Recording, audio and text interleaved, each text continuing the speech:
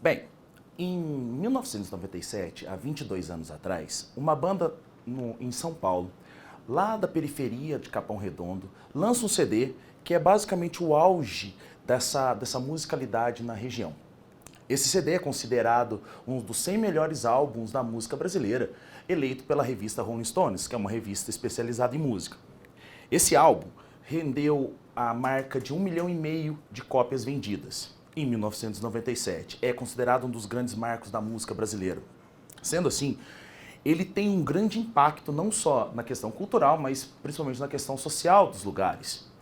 E levar em consideração que o Racionais, naquela época, naquele lugar, ele não trabalhava com grandes mídias, televisão, não participava de grandes programas televisivos, não participava de grandes programas de rádio, não tinha grande mídia atrás deles e mesmo assim alcançou esse grande patamar de vendas. Imaginemos como isso pode ser possível. A música deles representava o que a galera da periferia sentia, o que a turma da periferia via e era representativo a eles. Essa representação significava a música em outro patamar, era uma poesia para eles. E isso, essa transformação que acaba tendo dessa música e a reprodução disso, vai passando de comunidade em comunidade, até chegar a essa grande importância nacional que esse álbum teve. Tamanha é a importância que no vestibular da Unicamp, agora que vai ser de 2022, esse álbum está listado em obras literárias da Unicamp, como gênero poesia, do tamanho que é a importância. Levando isso em consideração que, em 1997, a internet no Brasil engatinhava, a possibilidade dessas redes pessoais de comunicação era muito alta. E isso ocasionou esse tamanho alcance desse álbum em caráter nacional. A internet, propriamente dita, só vai ter uma certa abrangência no Brasil a partir dos anos 2000, com o maior desenvolvimento e aprofundamento das tecnologias digitais de informação e comunicação. Essas tecnologias foram sendo desenvolvidas não só no Brasil, mas no mundo todo e aplicadas em países como o Brasil durante todo o século XXI. No início dos anos 2000, a internet no Brasil era bem devagar. Muitos devem se lembrar que para se conectar, você conectava na linha telefônica, você escutava o barulho do modem. Tinha horários específicos, finais de semana, e tinha que ficar tomando conta para ver se ninguém tirava o telefone do gancho. Hoje, a banda larga, ela existe no Brasil como algo até comum, apesar de que ela não atinge todo o território nacional, como espera-se que atingiria. Nós temos dados dentro do território nacional de que isso vai atingir pouco mais de 60% do território brasileiro. As pessoas com acesso, pouco mais de 60%. Levando em consideração países desenvolvidos, como países da Europa, que essa margem chega a 84%, em países mais desenvolvidos ainda, como Inglaterra, França, Alemanha, isso passa dos 90%. E nas Américas, no continente americano, a margem é cerca de 64%, nos Estados Unidos também chega bem mais de 80%. Como que isso se dá no Brasil? Há uma falta de rede, de infraestrutura adequada para ser transmitida isso no nosso território. Além disso, o alto valor também impede essa grande conectividade para o resto da nação.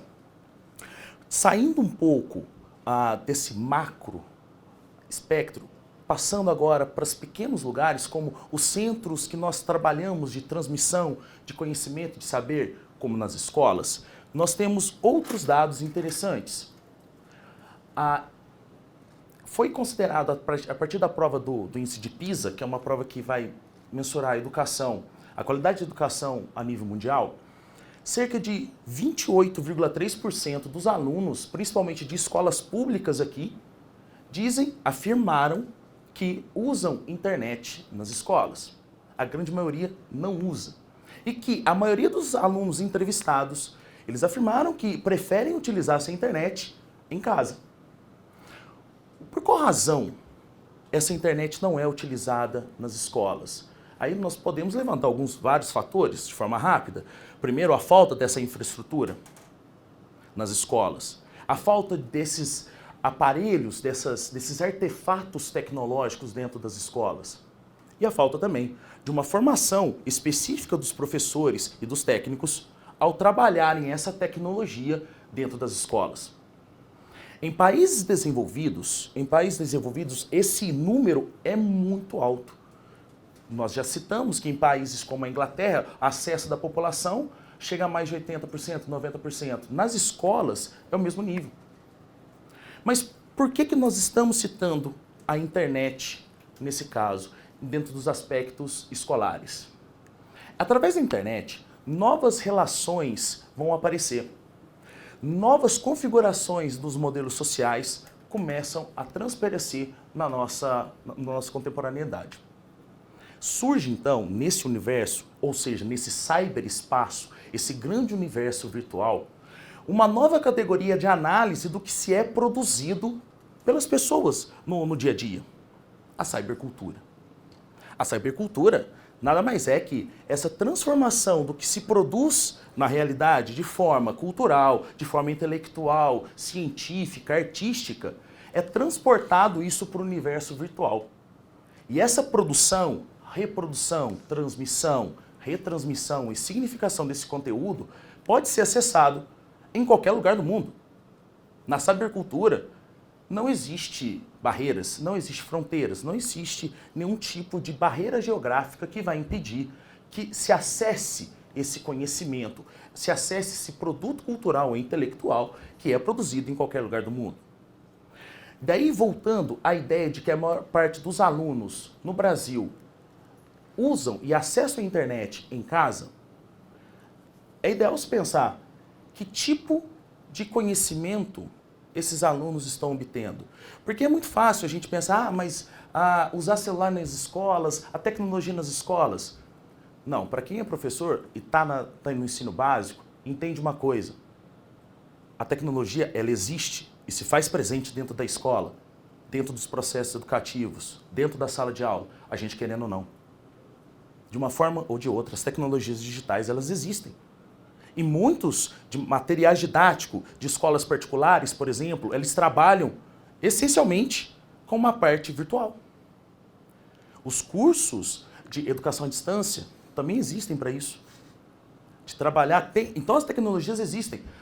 Nós lutarmos contra essa tecnologia digital nas escolas é uma batalha que a gente já perdeu. Não adianta pensar dessa forma. O ideal é pensar como trabalhar junto com isso. Então, quando nós vemos os nossos alunos saindo das escolas e indo para suas casas ou em qualquer outro ambiente fora das escolas ou até no pátio das escolas, eles procurando o conhecimento, eles vão acessar isso a partir de qual ponto de vista? Do que eles estão conhecendo, dos seus colegas, do que é mais comum, do que é fácil. E aí vão acessar através de YouTubers, vão acessar através de Instagramers, de qualquer pessoa que pode produzir um tipo de saber sem nenhum critério. Sendo um critério de caráter metodológico ou até mesmo científico, porque hoje se critica muito a questão da ciência.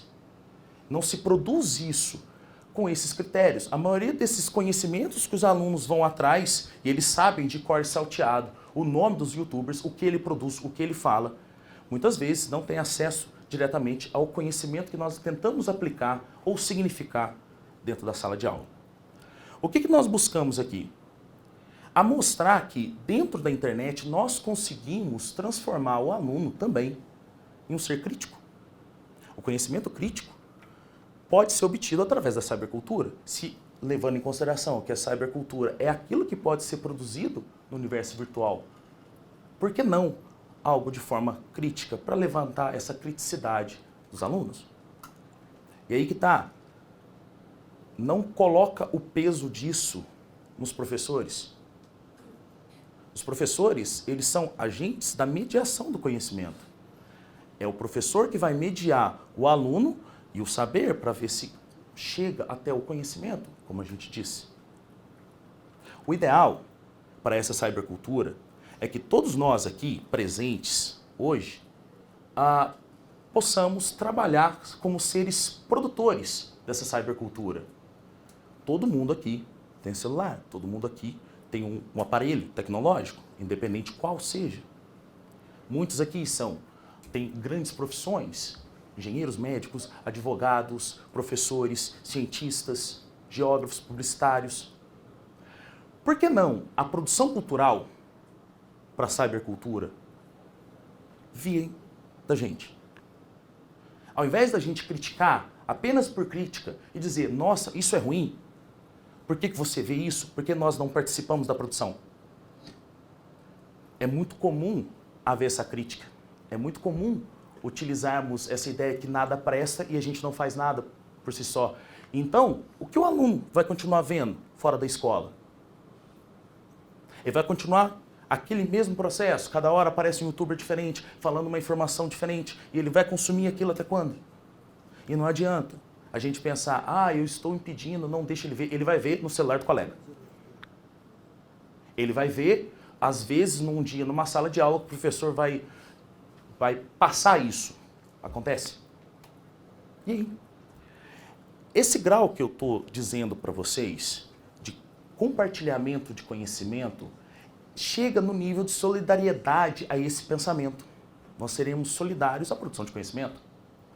E dessa forma, a gente pensar no princípio da igualdade do saber, ou seja, a gente levar esse saber ao máximo de pessoas possíveis. Lembrando, de novo, que a cybercultura não tem fronteira. E dessa forma a gente produzir esse conhecimento sem a necessidade de ter alguma barreira. Sermos nós os produtores disso. E essa produção ser de livre acesso e de qualidade, para que várias pessoas, independente se é aluno ou não, independente se tem 10, 12, 50, 60, 80, 90 anos. Por que não esse conhecimento produzido com alta qualidade sair da gente?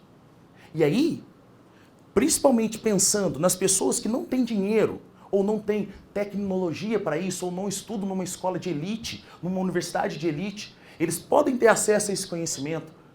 Esse acesso ao conhecimento faz com que nós reduzimos, de forma até sensível, essa desigualdade social na hora de apreensão do saber.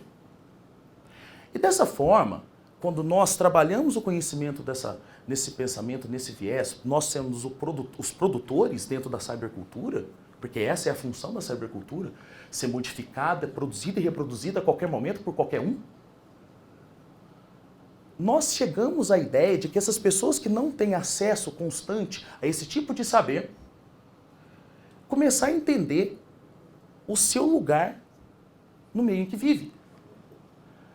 Pensando nos seus direitos e nos seus deveres, criando então a ideia da cidadania.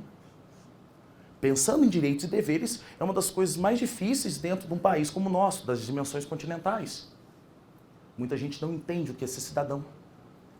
E esse compartilhamento do conhecimento, compartilhamento das informações, compartilhamento do saber, nós conseguiremos, de forma até básica, não vamos ser pensar muito alto, mas nós conseguimos, de forma até simples, alcançar o princípio básico da justiça social na questão do conhecimento, pelo menos do conhecimento, a distribuição e livre acesso.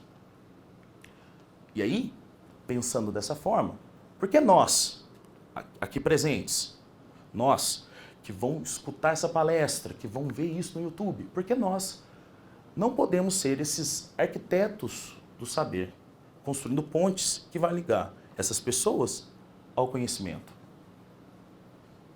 Porque nós não podemos participar ativamente desse universo. Daí, a gente consegue entender se esse mundo virtual, esse mundo digital que está presente na nossa vida e que está aí, querendo ou não, nós conseguimos entender de forma bem mais clara se ele vai ser para o bem ou para o mal. Dessa forma, provavelmente, a gente consegue transformar esse mundo digital um pouco mais para o bem. Obrigado.